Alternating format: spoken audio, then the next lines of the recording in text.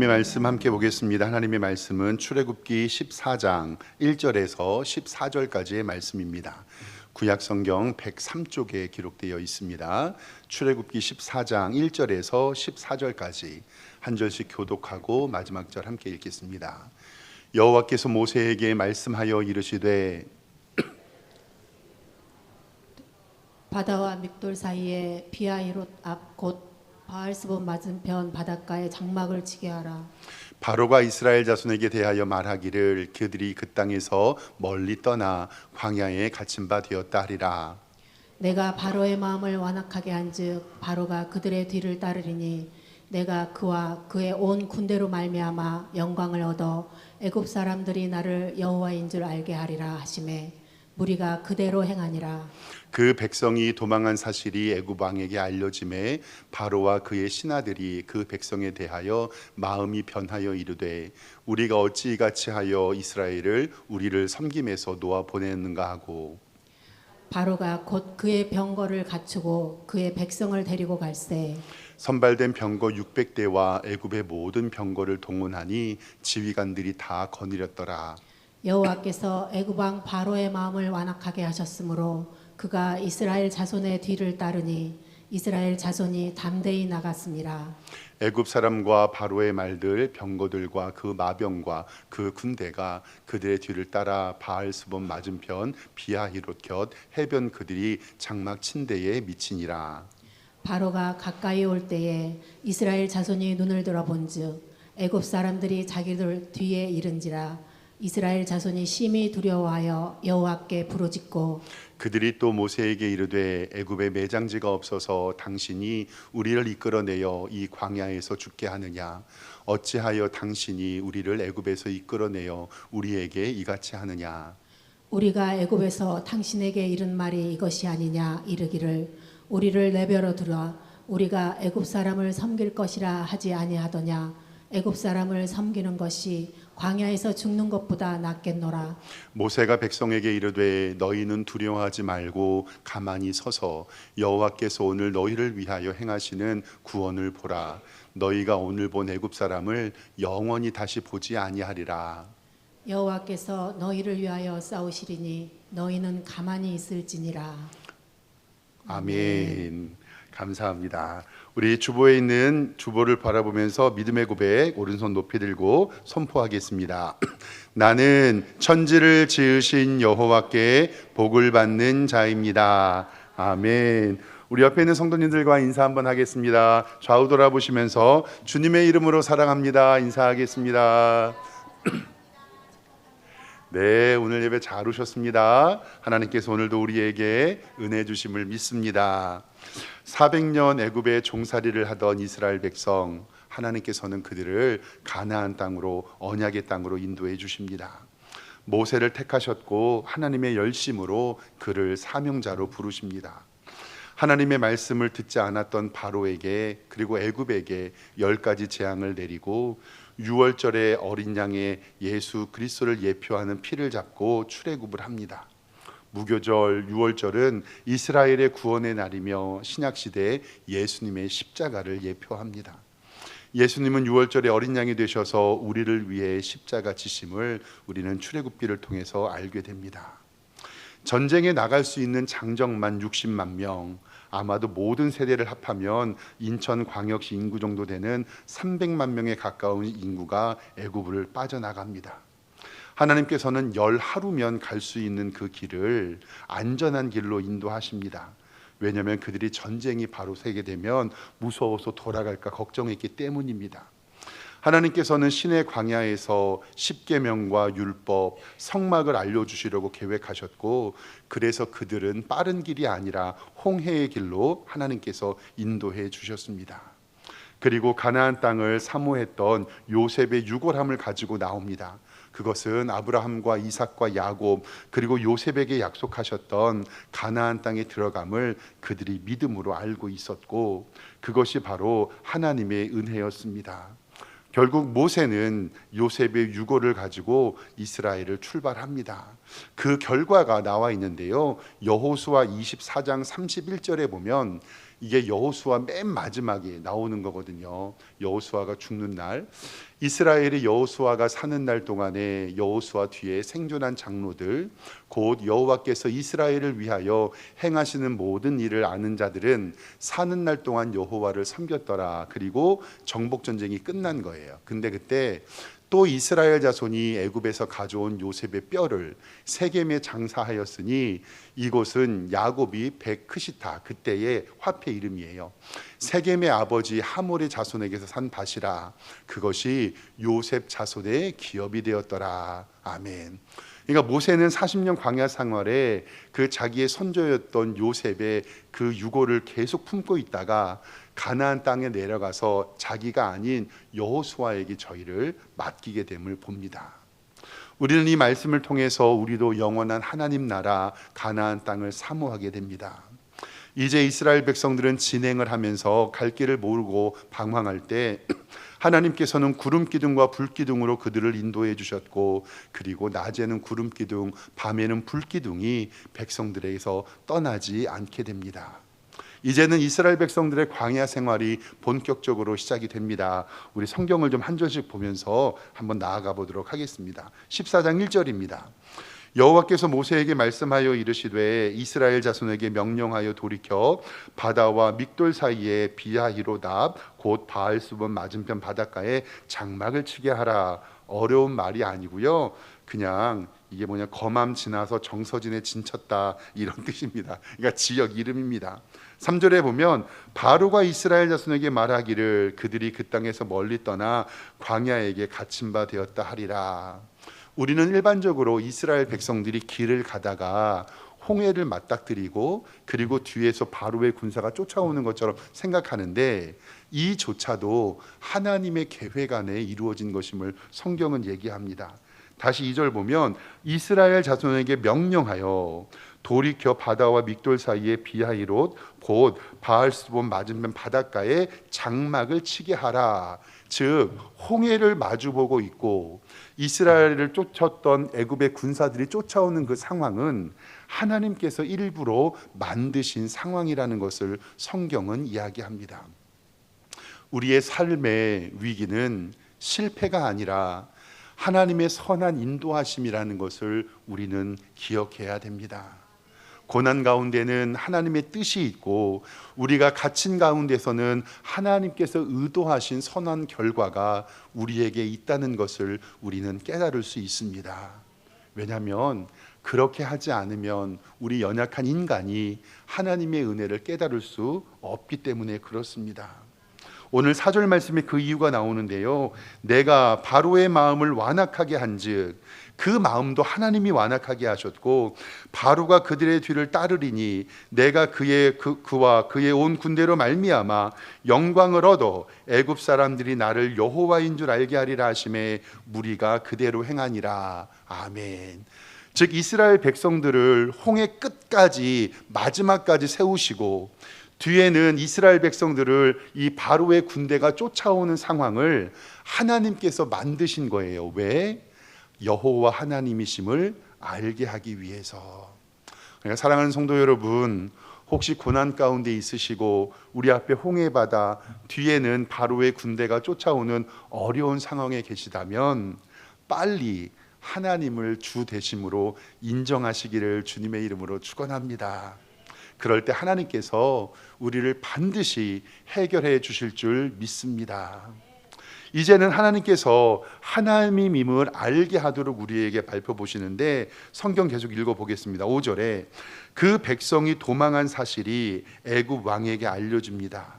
바로와 그의 신하들이 그 백성에게 대하여 마음이 변하여 이르되, 그들이 마음이 변했어요. 우리가 어찌 이같이 하여 이스라엘을 우리를 섬기는 데에서 놓아 보내었는가. 즉 300만 명이라는 이스라엘 백성들의 노예가 빠져나가니까 이제는 우리가 노동을 해야 하는 것을 바라보는 거예요. 그러니까 6절에 바로가 곧 그의 병거를 맞추고, 이 병거는 말 2대 혹은 4대가 엮여져 있는, 지금으로 이야기하면 탱크 같은 거죠. 바로가 그의 병거를 갖추고 그의 백성을 데리고 갈새 선발된 병거 600대, 공병 600대와 애굽의 모든 병거를 동원하여서 지휘관을 거느리고 이스라엘을 뒤쫓습니다. 여호와께서 애굽 왕 바로의 마음을 완악하게 하셨으므로 그가 이스라엘 자손의 뒤를 따르니 이스라엘 자손이 담대히 나아갔습니다. 여기까지는 이스라엘 자손이 담대히 나아갔다. 왜냐하면 이제 광야로 나아가니 우리는 담대히 나아간다는 거예요. 9절에 애굽 사람들과 바로의 말들, 병거들과 그 마병과 그 군대가 그들 뒤를 따라 바알스본 맞은편 비야히롯 곁 해변 그들의 장막 침대에 미쳤다. 그러니까 이제 이스라엘 백성들은요, 내 바로 앞에는 홍해가 있고 내 바로 뒤에는 누가 있어요? 바로의 군대가 있습니다.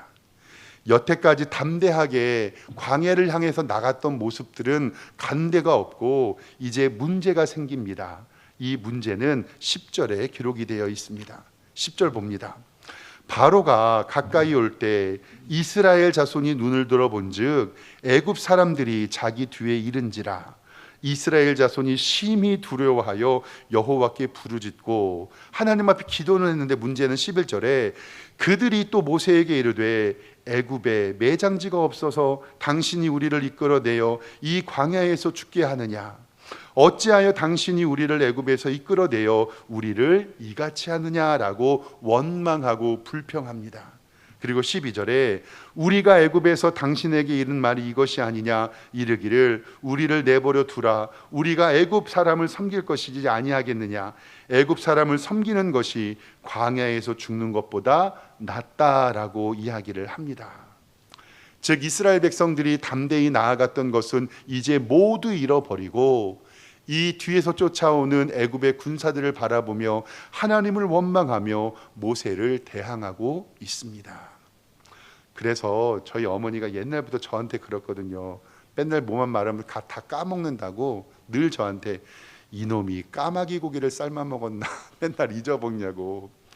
사랑하는 성도 여러분, 까마귀 고기가 아닌 하나님의 은혜를 사모하시기를 바랍니다. 지금까지 한번 생각을 가만히 해보세요. 하나님께서 10가지 재앙을 통해서 이스라엘 백성들에게 그들은 재앙을 안 받게 하셨잖아요. 구름기둥과 불기둥으로 인도해 주셨고 단판을 지어서 끌어오게 하셨는데도 이스라엘 백성들은 하나님을 믿지 못하고 자신의 고난 가운데 하나님을 원망하고 있다라는 사실입니다. 6월절의 어린 양 출애굽을 우리의 구원의 사건으로 보고 광야 40년을 우리의 인생으로 보고 요단강 건너 가나안 입성하는 것을 우리는 천국에 가는 우리의 일생으로 비유합니다. 즉 예수님 믿는 것이 출애굽, 광야 40년이 성도의 삶, 그리고 요단강 건너가는 것이 천국 가는 것으로 이 광야 40년은 우리의 일생과 비교하게 됩니다. 근데요, 처음에 교회 나오시는 분들, 믿음이 없는 분들은요, 기복신앙을 가지고 계신 분들이 은근히 많죠. 뭐냐면 내가 교회 나가면 혹시 사업이 잘 되겠지, 부자가 되겠지, 병 고침 받겠지, 우리 자식들 대학 가겠지, 무탈하겠지. 근데 사랑하는 성도 여러분, 예수님 믿어도 그렇게 되기를 주님의 이름으로 축원합니다. 복 많이 받으시기를 주님의 이름으로 축원합니다. 근데 솔직히 예수님 믿어도 우리의 인생이 그렇게 확 풀리는 것 같지는 않아요. 때로는 아프기도 하고 병이 들기도 하고 재정의 고통을 느끼기도 하고 자녀들이 속썩이기도 하고. 근데요, 우리 솔직히 말해가지고요, 그거 아니면 우리가 하나님 앞에 기도할까요? 안 할까요? 안 합니다. 아니 당장 돈 많고 건강하고 명예 있고 부귀영화 누리는데 하나님 의지할 이유가 아무것도 없죠. 다 누리면서 하나님 은혜에 나오는 사람은요, 진짜 훌륭하신 성도님들입니다. 저는 우리 성도님들이 그렇게 되기를 소망합니다. 꽃길을 걷는다고 하지만 그 꽃길도 결국은 무슨 길이라고요? 흙길이라고 말씀드렸잖아요. 광야 가운데 살면서 구름기둥과 불기둥으로 만나와 메추라기를 통해서 우리를 먹여주시지만 우리가 인정해야 될 것은 이 세상의 삶은 마귀 사탄이 권세를 잡은 어둠의 세상이라는 것을 우리는 인정해야 됩니다. 삶의 순간순간마다 하나님의 은혜를 느끼지만 우리는 죄악된 세상을 살아가고 있음을 우리는 기억합니다. 주님의 나라가 가기 전에 우리는 광야 40년의 인생을 삽니다. 그 길에서 하나님께서 나와 함께 하신 것을 우리는 기억하게 됩니다.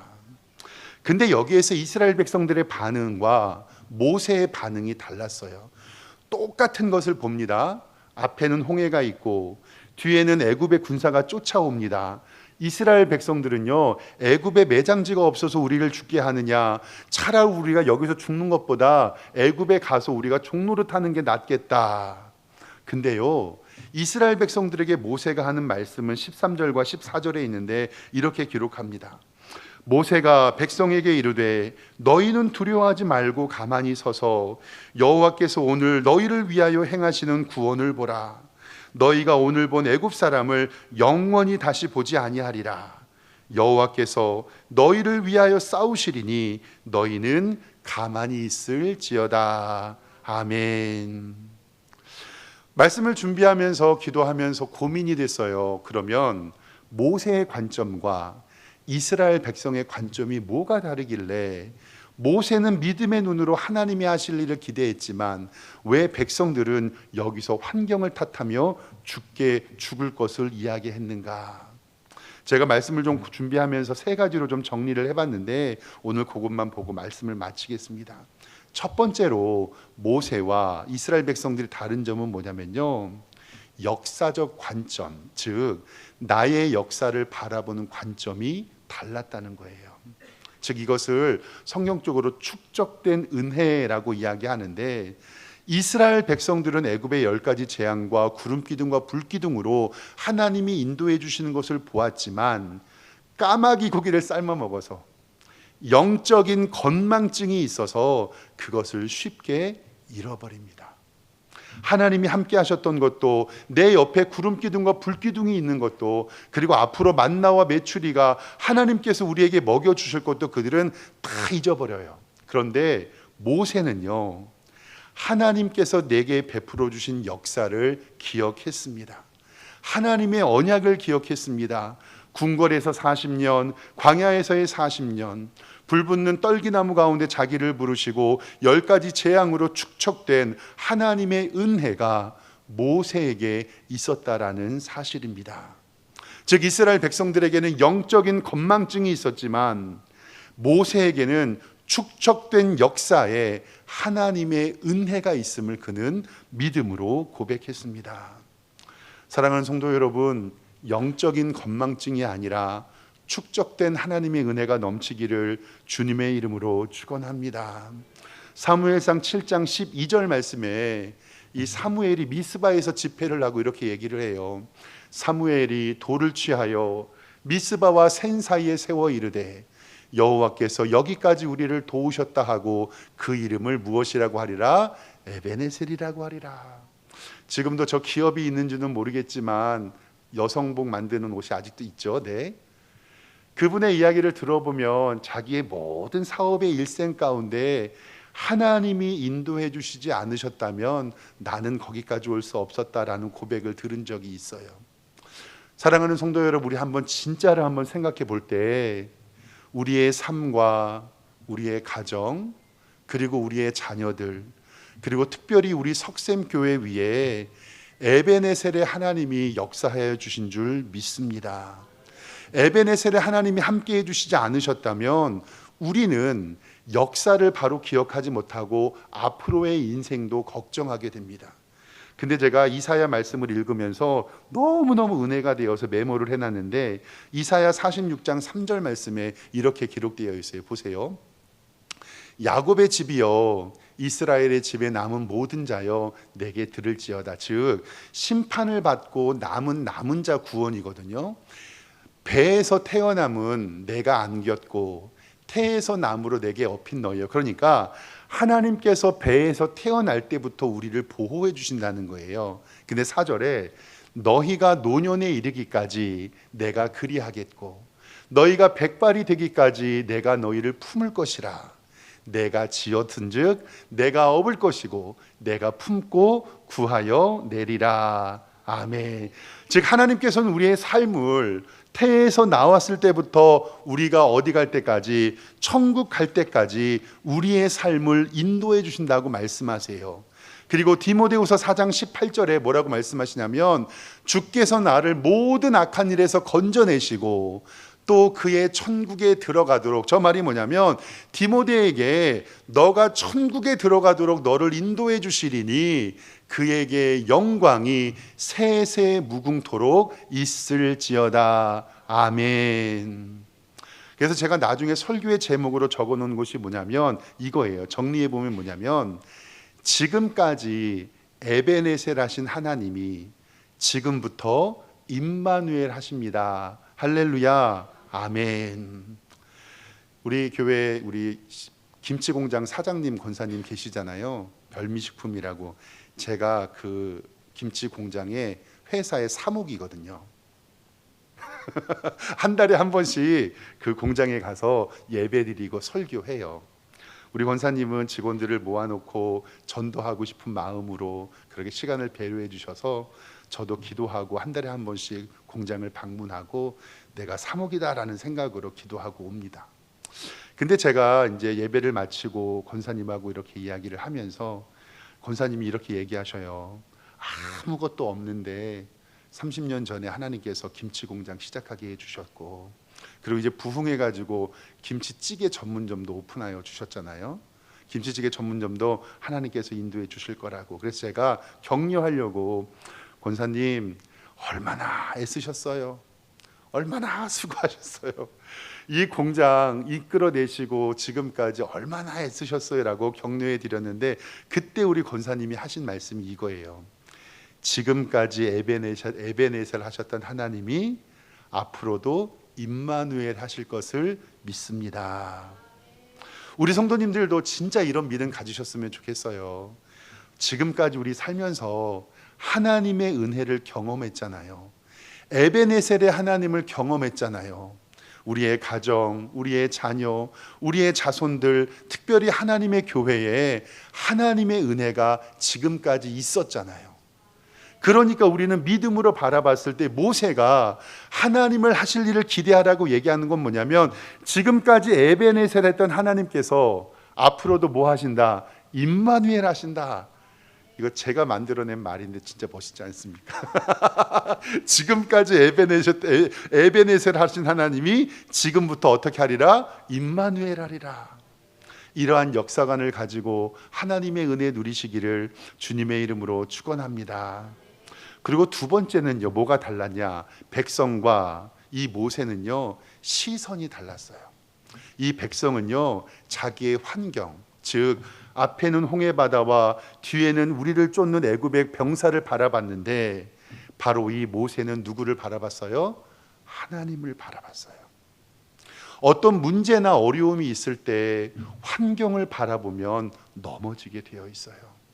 한 예수님께서 무리를 거르시고 베드로에게 너도 일로 와봐라 얘기했을 때 베드로가 처음은 갔거든요. 근데 성경에 주위를 돌아보는 순간 베드로가 바다에 풍덩 빠지거든요.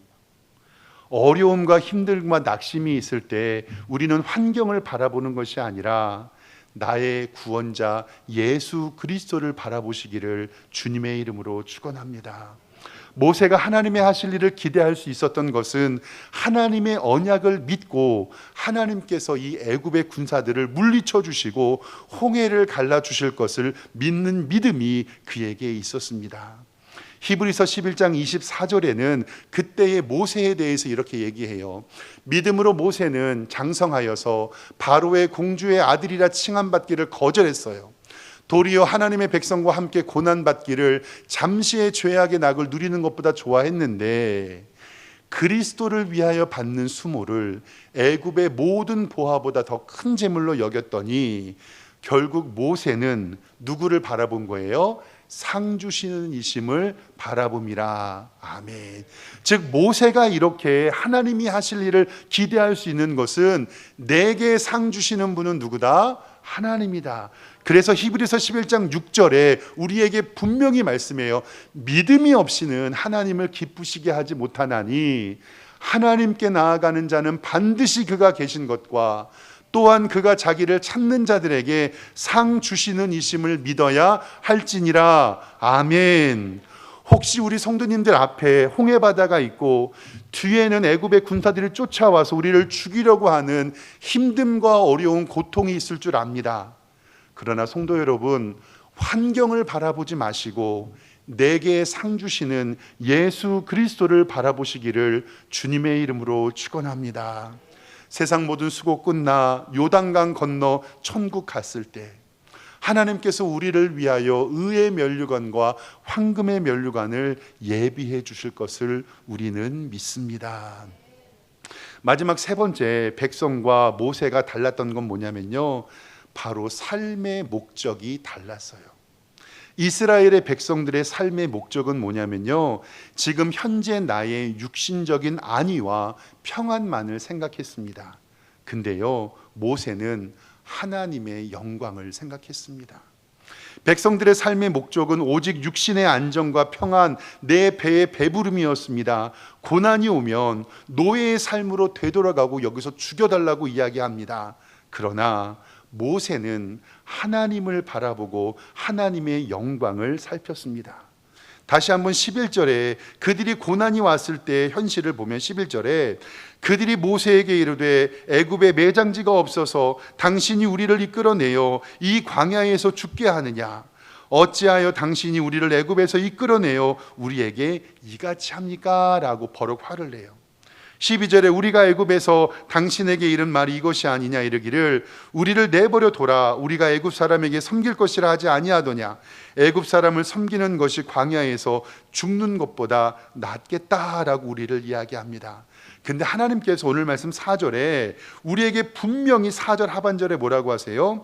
여호와의 군대로 말미암아 영광을 얻어 애굽 사람이 나를 여호와인 줄 알게 하리라 하심에 무리가 그대로 행하니라. 아멘. 즉 이스라엘 백성들은요, 우리가 하나님의 영광을 구하는 게 아니라 내 육신의 만족이 없다면 나는 여기에서 죽는 것이 낫다라고 이야기를 하는데, 모세는 믿음으로 하나님의 영광을 구했습니다. 그의 믿음을 보세요. 13절에 모세가 백성에게 이르되 너희는 두려워 말아라, 가만히 서 있어라, 그리고 여호와께서 오늘 너희를 위하여 행하시는 구원을 봐라. 너희가 본 애굽 사람을 영원히 다시 보지 아니하리라. 결국 모세의 믿음대로 되었습니다. 마지막 14절에 여호와께서 너희를 위하여 싸우시리니 너희는 가만히 있을지어다. 아멘. 이것이 바로 자기의 육체적 육신만을 위하여 사는 사람과 하나님의 영광을 위하여 사는 사람의 결론이 달라진 것입니다.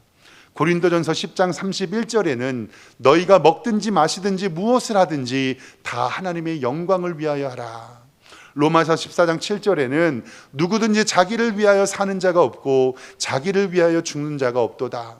우리가 살아도 주를 위하여 살고 죽어도 주를 위하여 죽나니 그러므로 사나 죽으나 우리가 주의 것이로다. 아멘.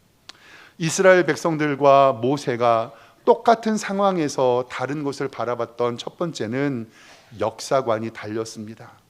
지금까지 에베네셀 하셨던 하나님께 감사하며 지금부터 임마누엘 하실 하나님을 기대하시기를 소망합니다. 힘듦과 어려움이 있을 때 환경을 바라보면 망하게 되지만 그것을 이기실 하나님을 바라보면 하나님이 구원에 베풀어 주실 줄 믿습니다.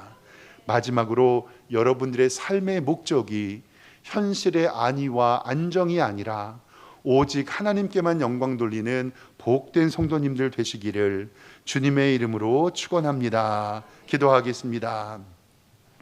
하나님 아버지, 우리의 역사를 바라보며 하나님이 나와 함께 하심을 생각합니다. 에베네셀 하신 하나님이 임마누엘 하여 주시옵소서. 힘들고 어려울 때 환경을 바라보는 것이 아니라 높이 계신 하나님을 바라보게 하여 주시고 하나님이 하실 일을 기대하는 복된 성도들로 인도하여 주시옵소서. 예수 그리스도의 이름으로 기도드리옵나이다. 아멘.